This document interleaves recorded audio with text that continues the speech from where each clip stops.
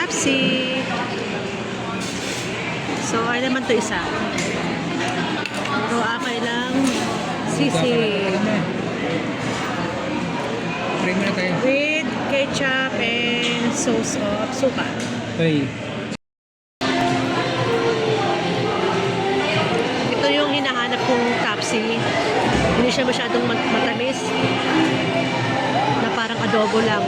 Yan talaga. Dry siya na malasa talaga. Tapsi niya.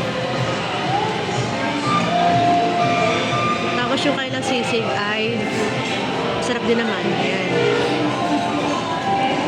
That's it. Yummy!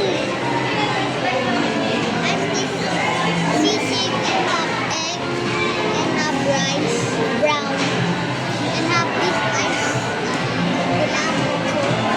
Then they sauce. And have ketchup. Like that. It's nice. It's nice. Bye.